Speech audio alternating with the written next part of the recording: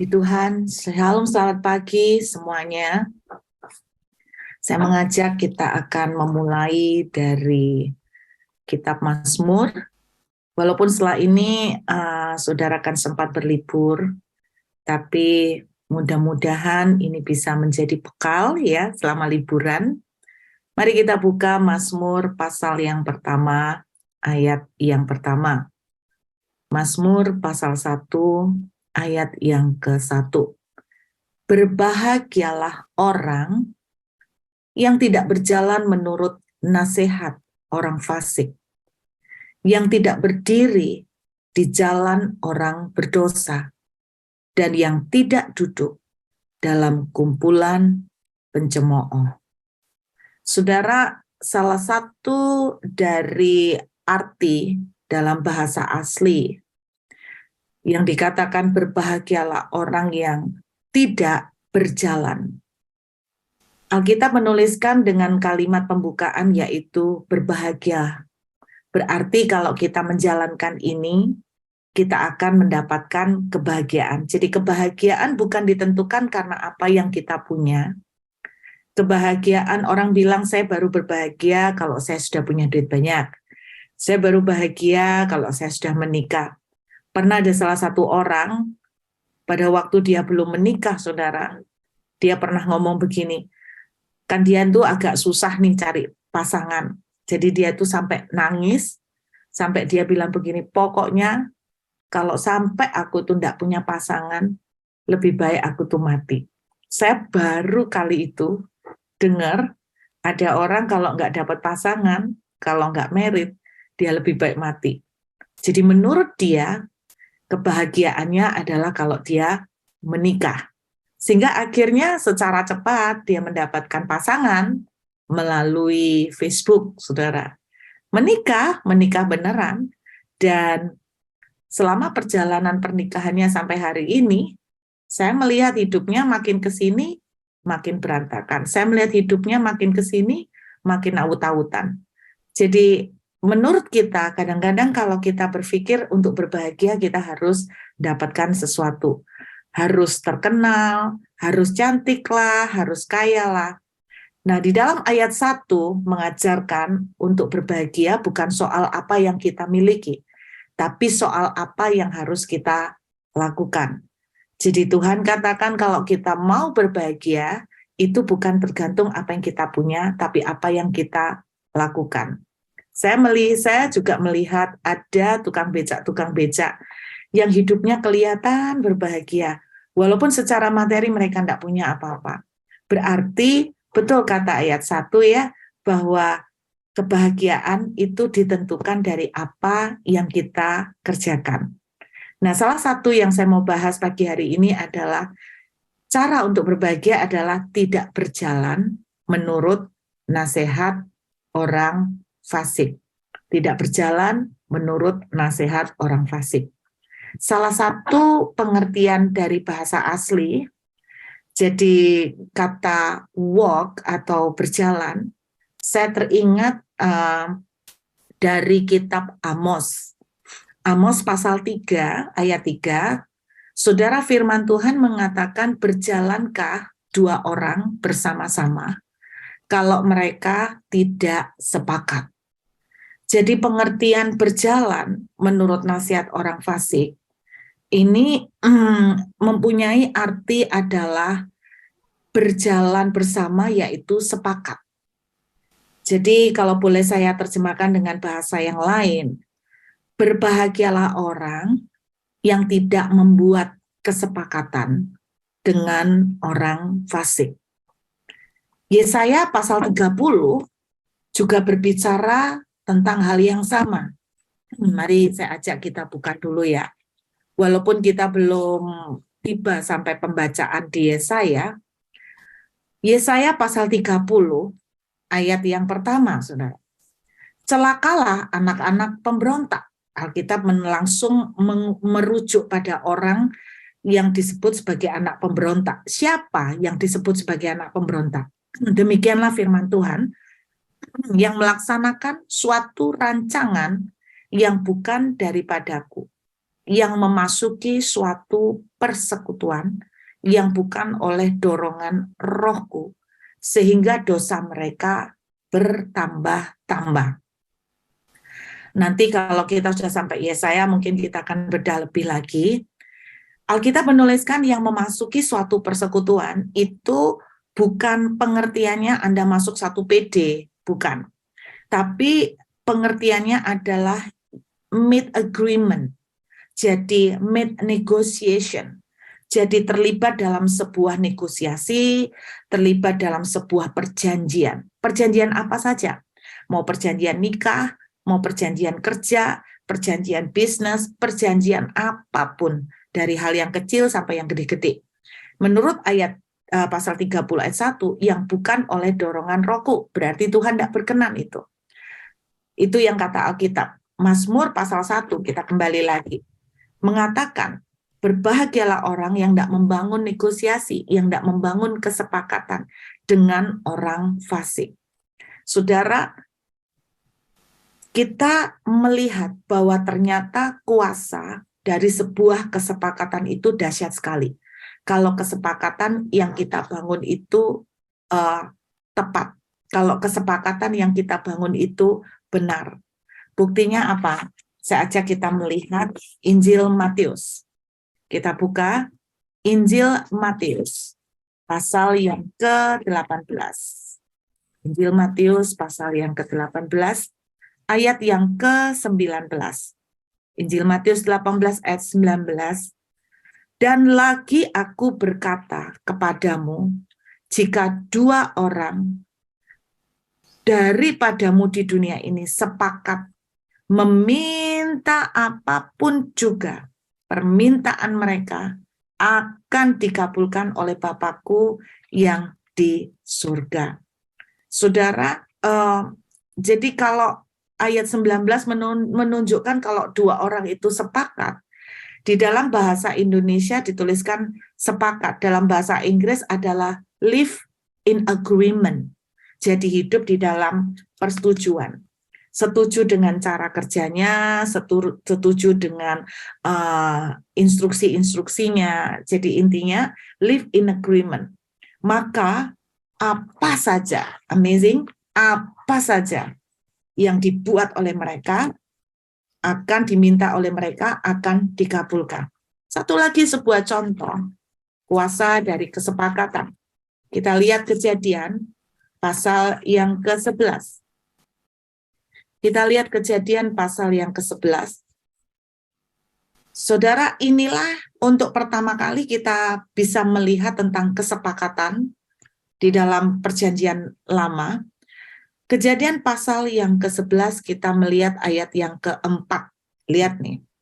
Juga kata mereka, marilah kita dirikan bagi kita sebuah kota dengan sebuah menara yang puncaknya sampai ke langit.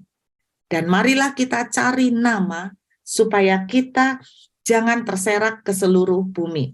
Kalian lihat, jadi orang-orang di dalam perjanjian lama untuk pertama kali mereka sepakat, yuk kita bikin menara.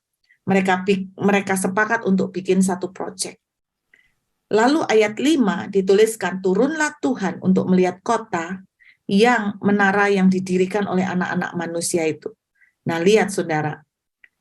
Dan ia berfirman, perhatikan, mereka ini satu bangsa dengan satu bahasa untuk semuanya. Unity, satu, sepakat. Ini barulah permulaan usaha mereka. Kalau Alkitab menuliskan ini baru awal loh ya.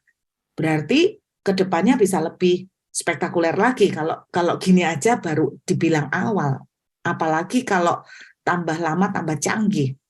Nah, dituliskan mulai dari sekarang apapun juga yang mereka rencanakan tidak ada yang tidak akan dapat terlaksana. Apa yang tidak ada yang tidak dapat terlaksana? Yaitu kuasa kesepakatan, kuasa unity.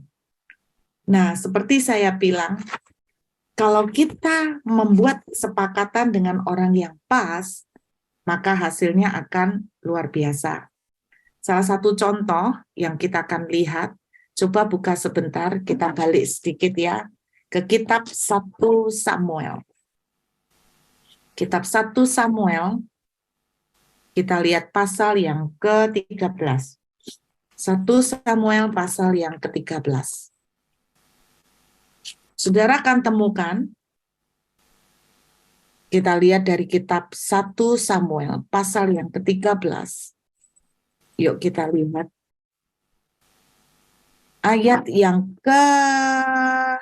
Kita lihat ayat yang ke-16. 1 Samuel 13 ayat yang ke-16. Saul dan Yonatan anaknya dan rakyat yang ada bersama dengan mereka tinggal di Geba Benyamin, sedang orang Filistin berkemah di Mikmas. Nah, kita lihat. Maka keluarlah orang-orang penjara dan perkemahan orang Filistin dalam 3 gerombolan. Gerombolan yang satu mengambil jalan ke Ofrah, ke daerah Shual. Gerombolan yang kedua mengambil jalan ke Bet Horon, dan gerombolan yang satu lagi mengambil jalan ke perbatasan yang menghadap ke lembah Seboim arah ke padang gurun. Ini yang amazing, lihat kondisinya. Seorang tukang besi tidak terdapat di seluruh negeri Israel.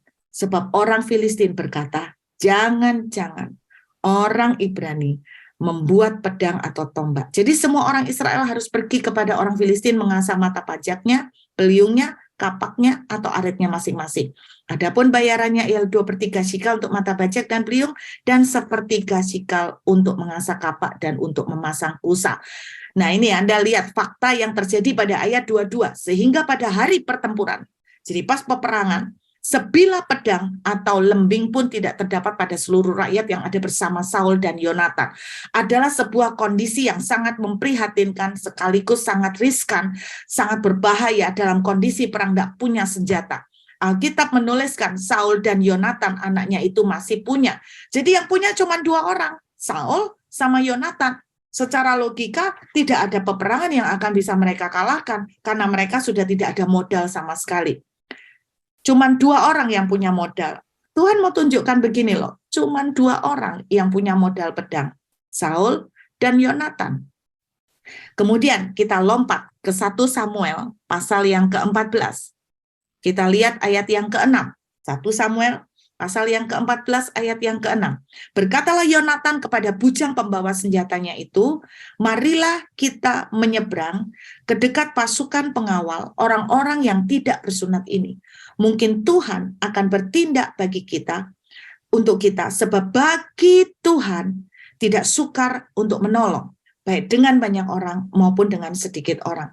Kalian lihat bahwa mereka cuma punya 2 pedang di seluruh negeri mereka. Cuman Saul sama Yonatan. Nah, yang luar biasa, Yonatan nggak ngomong sama papanya. Bahkan dia bilang, jangan sampai papaku tahu. Karena dia tahu papanya nggak mungkin menyetujui. Karena dia juga tahu papanya nggak mungkin sejalan dengan apa yang dia planningkan. Nah, Yonatan berkata begini, tidak sulit buat Tuhan untuk menolong. Baik dengan banyak orang maupun dengan sedikit orang. Mereka bukan cuma sedikit orang, tapi mereka juga tidak punya modal. Adalah sebuah hal yang fatal. Ini terjadi di tengah medan pertempuran. Ayat 7 mengagumkan respon dari pembawa senjatanya. Lakukanlah niat hatimu itu sungguh aku sepakat. Sungguh aku sepakat. Saudara, sepakatnya ini betul-betul menjalani sama-sama. Sepakatnya ini betul-betul ikut berjuang bersama-sama. Bukan kayak kebanyakan kita, Tuhan inilah aku, utuslah dia. Jadi kalau ada orang yang pergi menjalankan sebuah proyek, misalnya Nita nih, orang-orang rata-rata bisa bilang begini, misalnya Nita cerita, aku punya visi-visi begini. Yang lain bilang, kerjakanlah, aku sepakat, aku dukung dalam doa. Nah, sepakatnya orang Kristen gitu, repot Bapak Ibu. Jadi nggak pernah ikut benar-benar, nggak ikut terjun, nggak ikut berjuang, cuman aku dukung dalam doa. Kalau cuman ngomong gitu, toh siapa yang nggak bisa ya kan? Nah, terus kemudian bujangnya ini bilang, aku sepakat dengan engkau. Singkat cerita, Alkitab menuliskan, saudara, terjadi kemenangan yang luar biasa. Saya curiganya satu senjata yang dipunyain Saul itu mungkin dipinjamkan kepada bujangnya. Jadi dia membawa dua senjata ini. Jadi hanya dengan dua modal senjata. Anda lihat semuanya cuma dua jumlahnya. Saul dan Yonatan cuma punya senjata dua. Kemudian Yonatan bersama dengan bujangnya cuma 2 orang. Nah, Matius tadi bilang 2 orang saja, nggak butuh 10. 2 orang aja sepakat, setuju, komitmen, maka engkau akan melihat sesuatu yang dahsyat. Kita tahu ceritanya bahwa di kemudian hari ketika mereka pergi berperang, saudara, Alkitab menuliskan bahwa orang-orang Filistin itu dibuat Tuhan saling membunuh sesama teman mereka. Sehingga terjadi kemenangan besar di pihak orang Israel cuman gara-gara 2 orang. Inilah sebuah kesepakatan yang hasilnya luar biasa. Kalau kita sepakat, hasilnya dahsyat. Saudara, ada sebuah kisah nyata nih terjadi di Australia, saudara. Jadi ada satu gereja yang bergumul pengen punya gedung sendiri ya. Kalau di sini sewa itu lumayan mahal, saudara. Nggak seperti di Indonesia, masih lebih murah daripada menyewa tempat di sini. Dan gereja ini, Bapak Gembala itu punya satu beban dan kerinduan untuk bisa punya gedung sendiri. Karena kalau di sini sewa gedung, itu selain mahal, kita mesti mindah-mindahin barang juga. Nah, kalian bayangkan, membersihkan kursinya, ngangkutin kursi, kemudian memindahkan sound system, sehingga Bapak Gembala ini ingin sekali rindu. Lalu dia mendapatkan sebuah pewahyuan gitu ya, strategi bagaimana dia mengumpulkan jemaat lalu diajak bicara untuk meminta kesepakatan mereka. Mereka sepakat untuk mengumpulkan botol aqua, bukan hanya botol aqua, segala botol. Kalau di sini kan satu botol itu kita bisa tukar di tempat penukaran itu, satu botol itu laku 10 sen, saudara. 10 sen itu kalau di Indonesia itu 1.000 ya. Jadi Anda bayangkan satu botol itu botol kosong kita kasih ke tempat penukaran itu 1.000. Nah, jemaat itu dikasih tahu dan mereka akhirnya sepakat dengan Bapak Gembala, mereka berjuang betul-betul, mereka berdoa ora et labora katanya ya. Mereka berdoa dan berjuang. Lalu Anda jangan bilang walaupun jemaat di Australia itu rata-rata tidak seperti gereja di Indonesia ya. Rata-rata sekitar 30-50 orang. Itu kalau ada gereja sudah 100 orang tuh ya banyak. Sekali kebaktian tuh 30 orang. Jadi seperti itu, saudara. Dan mereka sepakat mengumpulkan botol dan menjual. Anda mungkin lihat cuma 30 orang, tetapi yang ajaib 30 orang ini punya ekor di belakangnya, artinya punya teman. Temannya punya teman, temannya lagi mungkin punya teman yang punya restoran, sehingga apa yang mereka lakukan, pergerakan yang mereka kerjakan ini sampai sedemikian luar biasa, mereka mengumpulkan botol, dan singkatnya hanya dalam waktu 1 tahun, mereka bisa membeli gedung gereja dari hasil penjualan botol-botol kosong. Nah, Anda bayangkan sesuatu yang tidak masuk akal, tapi itu bisa terjadi. Kalau kita sepakat dengan orang yang benar, kalau kita sepakat dengan orang yang pas, itu hasilnya adalah hal-hal yang luar biasa, hasilnya breakthrough, mujizat-mujizat yang dahsyat. 2 orang ini bisa bicara tentang siapapun, tidak selalu harus suami istri. Ketika 2 orang itu sepakat, maka apapun yang mustahil sangat-sangat mungkin terjadi. Tapi kalau kita tuh membangun kesepakatan kerjasama dengan orang yang fasik, kata Alkitab dengan orang fasik. Saudara, orang fasik itu bukan orang kafir loh Bapak Ibu. Anda tahu arti kata fasik. Orang fasik itu punya pengertian meleset dari sasaran. Jadi kata fasik itu seperti anak panah yang ditembakkan meleset dari sasaran. Jadi orang fasik itu berbicara tentang orang Kristen, anak Tuhan, tapi hidupnya meleset dari sasaran. Jadi jangan diartikan bahwa Anda sepakat dengan orang kafir yang nggak kenal Tuhan. Ini yang disebut Alkitab, orang fasik itu berarti anak Tuhan yang hidupnya meleset dari sasaran. Nggak usah jauh-jauh, saya ingin mengingatkan kembali satu cerita. Yuk kita baca yuk dalam 2 Tawarikh. Kita lihat ya, 2 Tawarikh pasal yang ke-18, saudara. Kita lihat 2 Tawarikh pasal yang ke-18. Kita lihat ayat 1 2 Tawari pasal yang ke-18 ayat 1 sampai dengan ayat 3. Ketika Yosafat kaya dan sangat terhormat, ia menjadi besan Ahab. Ahab ini orang Israel, jadi Ahab raja Israel. Saudara tahu Ahab istrinya Ahab adalah Isabel. Jadi Yosafat ini bekerja sama besanan bukan dengan orang kafir. Ini saudara, bahasanya itu saudara seiman, kan seperti saya ceritakan setelah zaman Raja Salomo, Israel terpecah menjadi 2, yaitu Israel Utara dan Yehuda. Jadi di sini Yosafat besanan dengan Ahab, betul ya? Nah, Anda lihat apa yang terjadi karena besanan dengan Ahab, kemudian dia melakukan kerjasama pergi perang, dan kita tahu ceritanya akhirnya bahwa Yosafat mati di medan peperangan karena membantu Ahab. Itu yang terjadi, saudara.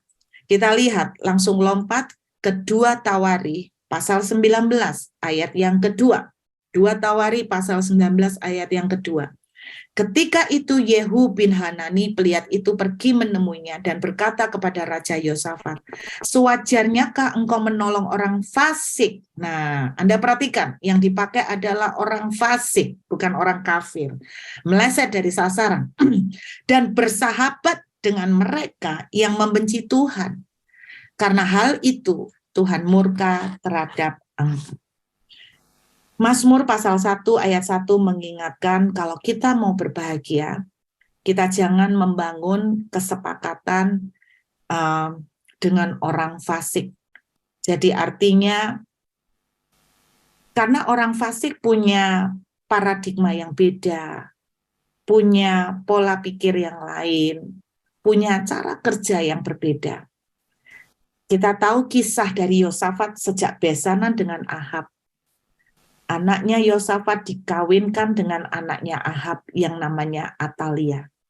Saya tidak perlu ngulang, dulu pernah kita bahas bahwa ketika Atalia menjadi istri Yoram, kita tahu bahwa Yoram bertingkah jahat karena istrinya adalah anak Ahab. Kemudian kita juga tahu bahwa Yoram membunuh saudara-saudaranya karena serakah, karena kepengaruh oleh istrinya. Dan kita juga tahu bahwa pada akhirnya Atalia juga berusaha untuk membunuh semua keturunan Yehuda.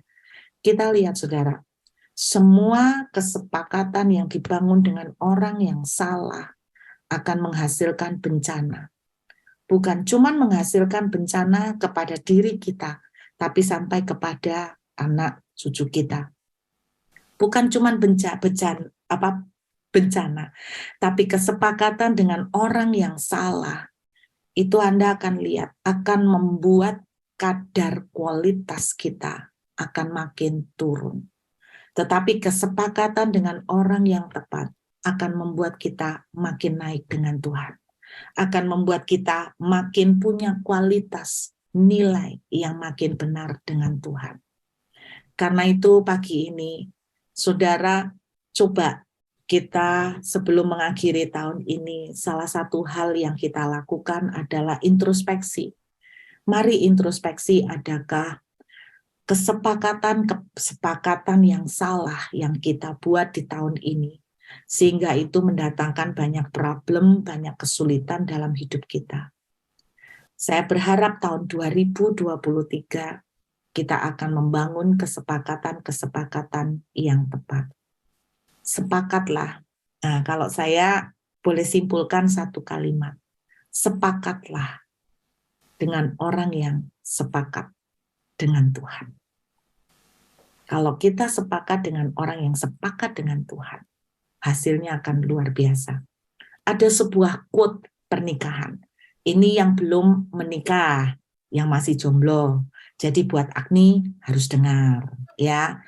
Buat Agni harus dengar. Kalau buat Pak Doni tidak boleh, karena sudah double, jadi tidak boleh. Tapi ada sebuah quote ini pernikahan yang mengatakan begini, menikahlah dengan orang yang akan membuat engkau bergila-gila dengan Tuhan. Wow. Menikahlah dengan orang yang akan membuat engkau makin tergila-gila dengan Tuhan. Ketika engkau menikah dengan orang yang membuat engkau makin tergila-gila dengan hal-hal yang lain, berarti itu kita salah milih. Tapi kalau yang sudah menikah, walaupun salah milih, percayalah, tidak boleh retur. Amin. Tidak boleh retur, oke?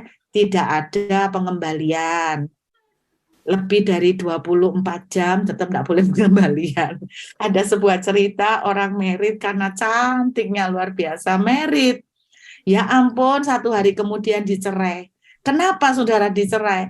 Karena ternyata sekarang ini kan lagi musim ya, orang itu didandanin mukanya, make up-nya tuh canggih-canggih loh. Dari jelek itu bisa jadi cantik, beda banget. Nah, rupanya habis merit, make up-nya kan dihapus, kelihatan aslinya jelek. Jadi yang cowok nggak mau. Ini kisah nyata. 1 kali 24 jam dikembalikan. Emangnya barang saudara diceraikan, dipulangkan ke rumah orang tuanya, malah yang cewek digugat. Digugat suruh ganti rugi karena dia merasa ketipu. Loh, gimana kok merasa ketipu? Saudara, makanya ada quote itu bagus sekali, menikahlah dengan orang yang akan membuat kamu makin jatuh cinta dengan Tuhan, makin tergila-gila dengan Tuhan. Jadi, sepakatlah dengan orang yang sepakat dengan Tuhan. Amin, Agni. Oke, sepakat Agni.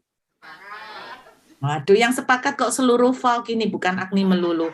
Berarti kekuatannya lebih daripada 2 orang. Ini 1 folk itu ada 1000 orang. Wah, dahsyat ini. 2 orang aja luar biasa. Apalagi seluruh folk. Sepakat. Amin. Maka sesuatu yang spektakuler akan terjadi. Tidak usah putus asa, Agni. Kata Yonatan gini, dengan sedikit orang atau banyak orang tidak sulit bagi Tuhan untuk menolong. Agni percayalah, mungkin anak-anak teman-teman sering godain kamu. Kadang-kadang kita berpikir makin tambah usia, makin limited edition, ya kan? Maksudnya stoknya makin susah nih katanya. Makanya dulu waktu 22, 23 itu masih gampang milih stok.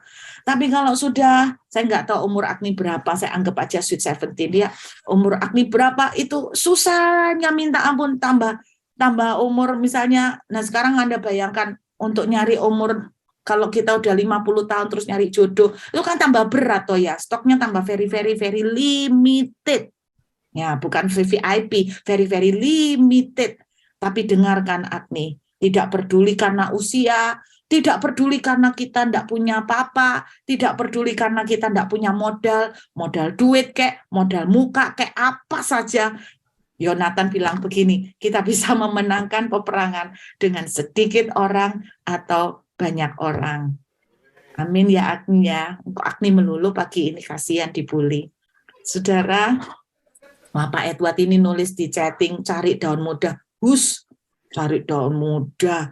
Saudara. Tapi di sini tuh luar biasa loh, di Australia. Saya tuh kaget ya, ketemu seorang ibu yang umurnya sekitar 60 lebih. Kok cepat sekali ya dapat jodoh. Cepat sekali. Nah ya saya enggak tahu cepatnya itu benar-benar milih orang yang pas atau kayak Yonatan, Yoram itu kan bisa gawat gitu kan. Saudara, jadi belajarlah untuk memilih sepakat dengan orang yang sepakat dengan Tuhan. Dalam bisnis pun, sepakatlah dengan orang yang sepakat dengan Tuhan. Sepakatlah dengan orang yang sepakat dengan Tuhan. Amin. Yuk kita sembahyang. Ini ada yang nulis, aku ya jomblo Bu Ruth, rupanya enggak mau ketinggalan, minta dibantu doa. Saya enggak tahu ini namanya galaksi. Jadi di sini namanya galaksi A70, Saudara. Galaksi A70, aku ya jomblo. Oke, yuk kita siapkan hati untuk perjamuan kudus. Haleluya. Mari kita siapkan roti dan anggur. Tuhan Yesus, kami sungguh mengucap syukur pagi hari ini. Biar pagi ini kami boleh belajar bahwa apa saja yang kami kerjakan, kami belajar sepakat dengan Tuhan. Dan di dalam hubungan dengan sesama, Kami juga akan belajar untuk semakin sepakat dengan orang-orang yang juga sepakat dan takut akan Tuhan. Terima kasih Tuhan, bahwa Engkau telah mencurahkan kasih-Mu buat kami semua. Terima kasih untuk tubuh-Mu ini Tuhan, yang telah dipecah-pecah bagi kami. Kami terima dengan syukur, karena kami percaya Tuhan, kami menjadi satu. Kami sepakat dengan apa yang telah Kau kerjakan. Firman-Mu mengatakan saat kami makan roti ini, kami koinonia, kami menjadi satu dengan Engkau. Kami membuat agreement dengan Engkau Tuhan. Apa yang menjadi hidup kami menjadi milik-Mu. Segala apa yang Kau kerjakan telah Engkau lepaskan dan Kau berikan buat kami. Kami sepakat dengan Engkau Tuhan, ya dan amin. Kami setuju bahwa tubuh-Mu telah dipecah untuk kami, menyembuhkan kami, memberkati kami, dan membawa kami menerima bagian yang sama dengan kebangkitan Yesus. Kami makan dengan ucapan syukur, terima kasih Bapa. Di dalam nama Yesus, mari kita makan dengan iman. Haleluya.